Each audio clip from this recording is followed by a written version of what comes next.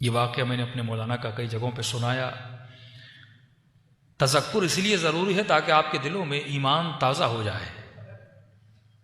ایک مرتبہ ہم اپنی خوشیوں میں اہل بیت کو یاد کرتے ہیں، مجلسوں میں آتے ہیں اہل بیت کو یاد کرتے ہیں، لیکن ایک مرتبہ اپنے شدائد میں، اپنے مصائب میں اہل بیت کو یاد کرتے ہیں.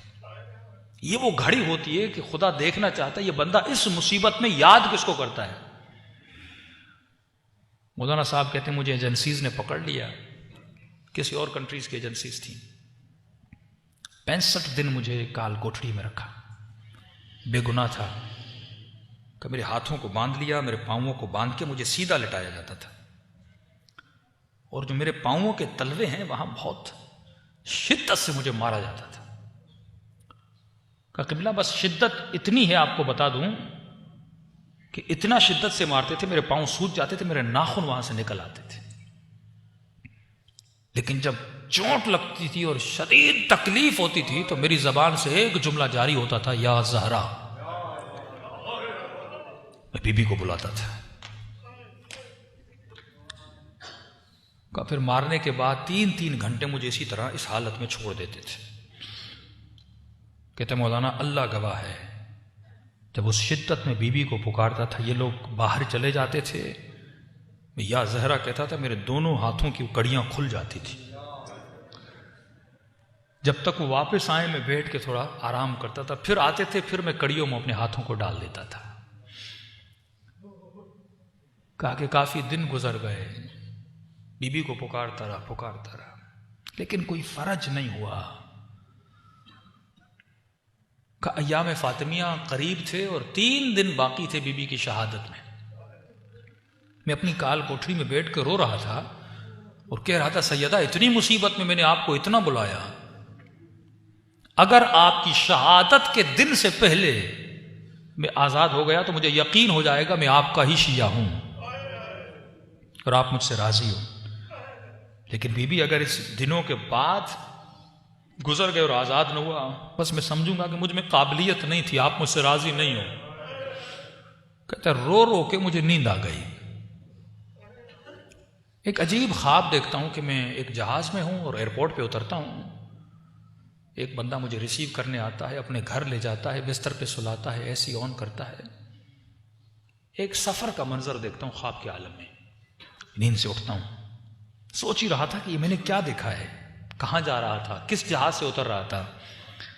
کہتے اتنے میں جو چھوٹی سی کال کوٹڑی تھی اس کی دیوار پر میں نے مڑ کے دیکھا، دنیا کی خوبصورت ترین ہینڈ رائٹنگ میں کچھ لکھا ہوا تھا. کہ قبلہ 25 سال گزر گئے، آج تک میں نے ایسی ہینڈ رائٹنگ پھر نہیں دیکھی. لکھا ہوا تھا بسم اللہ الرحمن الرحیم. جو بھی اس کال کوٹڑی سے نکلنا چاہتا ہے، بچنا چاہتا ہے، وہ 540 یا 35 مرتبہ یہ دعا پڑھے، شفا مل جائے گی.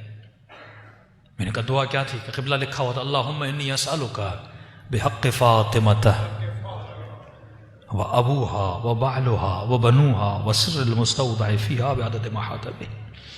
کہ میں نے تسبیح اٹھائی اور میں نے 540 یا 35 مرتبہ پڑھا، بس پڑھنا تھا. 1 گھنٹے کے بعد دروازے پہ دستک ہوئی، میرا نام لیا اور کہا کہ آپ کو آزاد کر دیا گیا ہے. اور مجھے لیٹر دیا، معذرت خواہی کی، ہم نے بے جرم آپ کو پکڑا تھا، آپ آزاد ہو. کہ جیسے آزاد ہوا فوراً گھر گیا، شہر میں اعلان کیا کہ 3 دن میں سیدہ کی مجلس کرواؤں گا. میں نے گھر کے دروازے کے اوپر بینر لگایا، یہ مجلس وہ کروا رہا ہے جسے سیدہ نے آزاد کروایا ہے. کہ یہ تعبیر تو ہو گئی. کہ مولانا میں کراچی آیا، کسی جاننے والے نے افریقہ سے فون کیا کہ ماہ مبارک میں آپ کو ہم افریقہ بلانا چاہتے ہیں، یہ آپ کا ٹکٹ ہے، یہ پیسے ہیں، 2 دن کے بعد آپ کی فلائٹ ہے. کہ میں جہاز میں چڑھا. اب جب افریقہ کے ایئرپورٹ پہ اترا میں نے کہا یہ تو وہی ایئرپورٹ ہے جو خواب میں سیدہ نے دکھایا تھا، یہ تو وہی شخص ہے جس کو میں نے خواب میں دیکھا تھا. کہ گھر اس کا تھا پر اس کو بتا میں رہا تھا کہ تیرے کمرے میں یہ چیزیں ہیں. کہ آج 25 سال ہو گئے، سیدہ نے وہاں سے اٹھا کر مجھے یہاں بھیجا تھا. ایسے ایسے چھوٹے چھوٹے گاؤں جہاں پہ تصور بھی نہیں تھا کوئی اہل بیت کا نام لے گا.